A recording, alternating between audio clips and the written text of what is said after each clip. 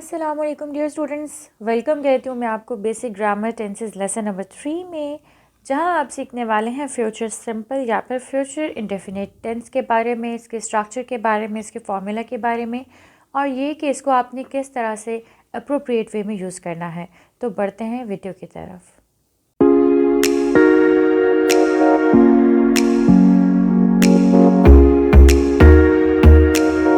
जी, तो अगर हम डेफिनेशन की तरफ बढ़ें तो फ्यूचर इंडेफिनिट टेंस यानी कि मुस्तकबिल, यानी कि जो होने वाला है आने वाले दौर में। आपने देखा था टेंसेस 3 तरह के होते हैं। एक वो जो माजी होता है, जो पहले से हो चुका हुआ है, उसको बताना। हाल वो जो हम करंटली हम रूटीन फॉलो करते हैं या हमारी जो आदतें हैं उनको हम हाल में कह सकते हैं। मुस्तकबिल में हम अपना कोई इरादा ज़ाहिर कर सकते हैं, लाइक मेरा ये इरादा है, या हम कुछ प्रेडिक्ट कर सकते हैं, ठीक है, या किसी का इरादा शो कर सकते हैं। तो विल यानी कि मुस्तकबिल, यानी कि जो काम होने वाला है, अभी हुआ नहीं है लेकिन करीब मुस्तकबिल में होने वाला है, उसको हम क्या कहेंगे? Future indefinite tense.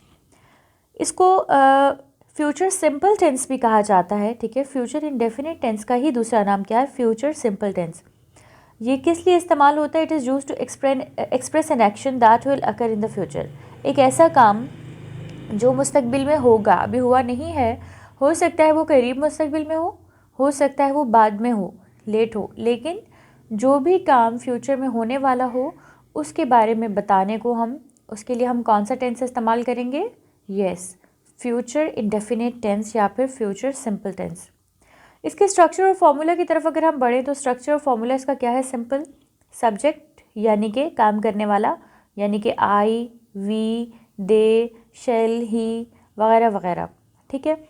और हेल्पिंग वर्ब यहाँ पर क्या इस्तेमाल होता है? विल। हेल्पिंग वर्ब क्या इस्तेमाल होता है? विल। पास्ट में आपको याद है कि हमने कौन सा इस्तेमाल किया था? डिड इस्तेमाल किया था, ठीक हो गया। और प्रेजेंट में डू और डज इस्तेमाल किया था, याद होगा आपको अच्छे से। फ्यूचर में कौन सा इस्तेमाल होगा? विल इस्तेमाल होगा। तो हेल्पिंग वर्ब क्या होता है? बेसिकली हेल्पिंग वर्ब या फिर ऑक्सिलरी वर्ब जो कि मेन वर्ब को क्या कर रहा होता है? हेल्प कर रहा होता है, ठीक है। तो यहाँ पर जो हेल्पिंग वर्ब है आपने हमेशा याद रखना है, वो क्या है? विल है। और मेन वर्ब क्या है? मेन वर्ब यानी कि काम करना, जो बेसिक एक्शन हो रहा है उसको क्या कहते हैं? Main verb. उसकी कौन सी फॉर्म आएगी यहाँ पे? हमेशा फर्स्ट फॉर्म आएगी। फ्यूचर इंडेफिनिट टेंस में हमेशा हमेशा वर्ब की फर्स्ट फॉर्म ही इस्तेमाल होगी और विल आएगा, ठीक है। जैसे कि आप नीचे देख सकते हैं एग्जाम्पल में, आए क्या है? सब्जेक्ट है। विल क्या है? हेल्पिंग वर्ब है। गो क्या है? फर्स्ट फॉर्म है वर्ब की। I will go to school, I will eat banana, ठीक है। I will read a book, I will write a note. ऐसा कुछ भी आप कहने वाले हो, करने वाले हो, उसके लिए आप क्या करोगे? Simple subject plus will plus first form of verb. This is as simple as that. Hopefully जो फ्यूचर इंडेफिनिट है इसका फॉर्मूला अब आपको क्लियर है। बढ़ते हैं पॉजिटिव सेंटेंसेस की तरफ। आपको पिछले टेंसेस की सीरीज़ में बताया गया था कि 3 तरह के सेंटेंसेस होते हैं किसी भी टेंस के अंदर। एक होते हैं जो पॉजिटिव होते हैं, जिसमें किसी चीज़ का होने को इंडिकेट किया जाता है। एक होते हैं नेगेटिव होते हैं, जिसमें किसी होने को नेगेट किया जाता है कि नहीं, ये नहीं हो रहा। और एक होते हैं इंट्रोगेटिव। इंट्रोगेटिव क्या होते हैं? जिसमें सवाल किया जा रहा होता है, क्या ये होगा, क्या ये होता है, क्या ये हुआ, ठीक है। तो हम जब फ्यूचर के पॉजिटिव सेंटेंसेस की तरफ बढ़ेंगे तो very simple, I will go to school. Simple. Subject है, जैसे कि हमने पहले भी डिस्कस किया, फर्स्ट फॉर्म ऑफ वर्ब है। शी विल ईट बनाना, ठीक है। इसमें इरादे को जाहिर किया जा रहा है। She will eat banana in the future, मतलब अभी नहीं खाया, खाएगी। तो यहाँ पर क्या आ गया? विल आ गया, सब्जेक्ट के साथ विल आ गया plus first form of verb आ गई। They will dance in the party. They क्या है? सब्जेक्ट है। विल क्या है? हेल्पिंग वर्ब है। डांस क्या है? फर्स्ट फॉर्म किसकी है? वर्ब की। होपफुली पॉजिटिव सेंटेंसेस बिल्कुल क्लियर हैं। अब हम बढ़ते हैं नेगेटिव सेंटेंसेस की तरफ। अच्छा, नेगेटिव सेंटेंसेस में आपके लिए एक सीखने की चीज़ है, सब्जेक्ट प्लस विल नॉट, ठीक है। सिंपल वही है, बस इसमें विल के बाद क्या लग जाएगा? नॉट लग जाएगा। बिल्कुल पॉजिटिव वाला फॉर्मूला सेम है, बस इसमें नॉट का इजाफा हो गया विल के बाद। अच्छा, यहाँ पर एक चीज़ देखें, कॉन्ट्रैक्टेड फॉर्म होती है विल नॉट की, क्या होती है? वोंट। इसको लेकर अक्सर लोग कन्फ्यूज़ होते हैं, इस तरह से वोंट लिख देते हैं, जो कि गलत है। वोंट के अंदर यहाँ पर अपॉस्ट्रोफी आनी ही आनी है, फिर इससे फिर ये पता चलेगा कि अच्छा ये आप विल नॉट कह रहे हो, ठीक है। तो अगर हमें कहना है शी विल ईट बनाना, तो हम इसको कैसे कहेंगे? नेगेटिव में कैसे कहेंगे? शी विल नॉट ईट बनाना। या फिर अगर सिंपली हम कहेंगे शी वोंट, अच्छा इसको वांट नहीं कहना, वांट का मतलब चाहना होता है। शी वोंट ईट बनाना, ठीक है, यानी कि वो बनाना नहीं खाएगी। तो विल नॉट की कॉन्ट्रैक्टेड फॉर्म भी आप यूज़ कर सकते हो। सिंपल है। नेगेटिव सेंटेंस की क्या फॉर्मूला है कि विल के बाद क्या लग जाएगा, नॉट लग जाएगा। एक और हम एग्जाम्पल ले लेते हैं, they will go to school, they will not go to school, या फिर they won't go to school. Next इसकी एग्जाम्पल ले लेते हैं इंट्रोगेटिव सेंटेंस में। इसका फॉर्मूला क्या होगा, सिंपल यही होगा कि जो हेल्पिंग वर्ब विल इस्तेमाल हो रहा था वो क्या हो जाएगा, शुरू में आ जाएगा, ठीक है। पहले क्या था, सब्जेक्ट के बाद विल आता था, अब सब्जेक्ट से पहले चला जाएगा और सब्जेक्ट क्या आ जाएगा, बाद में आ जाएगा। तो will plus subject plus first form of verb, बिल्कुल पॉजिटिव वाला फॉर्मूला है, बस विल और सब्जेक्ट आपस में क्या हो गए, इनकी जगह एक्सचेंज हो गई। तो जैसे they will go to school था सिंपल सेंटेंस में, यानी कि पॉजिटिव सेंटेंस में, अब क्या हो जाएगा, विल शुरू में चला जाएगा, तो ये क्या हो जाएगा, will they go to school, will they go to school, will they go to school, यानी कि क्या वो स्कूल जाएंगे, ठीक है। तो ये फ्यूचर का इंट्रोगेटिव सेंटेंस हो गया। होपफुली अब आपको फॉर्मूला क्लियर है। इसके बाद नेक्स्ट एग्जांपल हम ले लेते हैं, like he will play football, he will play football, यानी कि फुटबॉल खेलेगा। अब अगर इसी को मैं सवालिया उसमें चेंज करूँ तो याद रखिएगा आखिर में क्वेश्चन मार्क ज़रूर आता है सवालिया उसमें। तो will he play football, will start में आ गया और आखिर में क्या आ गया, क्वेश्चन मार्क आ गया। विल ही प्ले फुटबॉल, क्या वो फुटबॉल खेलेगा।